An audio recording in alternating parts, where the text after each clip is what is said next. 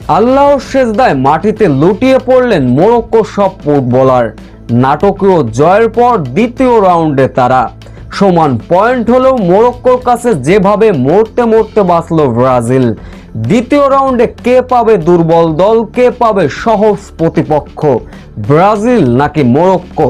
চলুন এক নজরের সমীকরণ দেখে নেওয়া যাক। একই সময়ে ম্যাচ ব্রাজিল স্কটল্যান্ড, অন্য প্রান্তে মরক্কো হাইতি। জয় পেলে হবে না মরক্কো কিংবা ব্রাজিলের, এরই ভিতর ছিল সমীকরণ আর অনেক কিছুর ব্যবধান। কে হবে গ্রুপ চ্যাম্পিয়ন?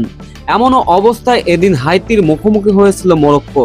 শুরু থেকেই চলে আক্রমণ আর পাল্টা আক্রমণ। দুর্বল দল হাইতির বিপক্ষে ঘাম ঝরিয়ে নাটকীয়তায় জয় তুলতে হয় শেষমেশ। প্রথমার্ধে মরক্কোর কঠিন পরীক্ষা নিয়েছে হাইতি, যেন কোনো এক অঘটন ঘটতেছিল। তবে দুইবার পিছিয়ে পড়েও সমতায় ফিরে তারা।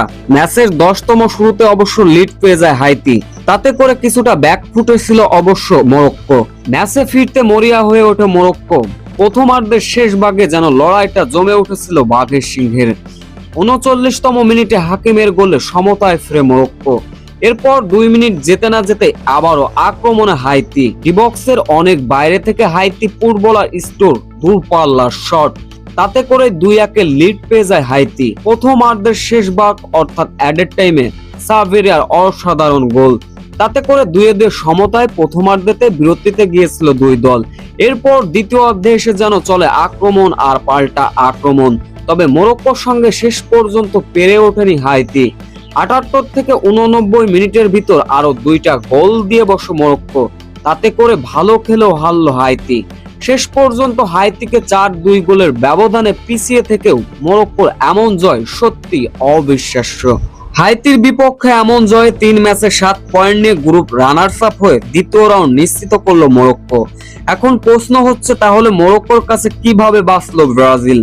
বিশ্বকাপের মঞ্চে 3টা করে ম্যাচ খেলেছে এই দুই দল, যেখানে সমান 7 পয়েন্ট, কিন্তু গোলের ব্যবধান হচ্ছে ব্রাজিল 3 ম্যাচে করেছে 7 গোল, অন্য প্রান্তে 3 ম্যাচে 6 গোল করেছে মরক্কো। গোল ব্যবধানে 1 গোলে পিছিয়ে থাকায় গ্রুপ চ্যাম্পিয়ন হতে পারেনি মরক্কো। তাই মরক্কোর কাছে যেন মরতে মরতে বাঁচলো ব্রাজিল, কেননা গ্রুপ চ্যাম্পিয়ন হলে দ্বিতীয় রাউন্ডের জন্য দুর্বল একটা প্রতিপক্ষ পাবে ব্রাজিল। তাই সুবিধাই হলো ব্রাজিলের গ্রুপ চ্যাম্পিয়ন হয়ে।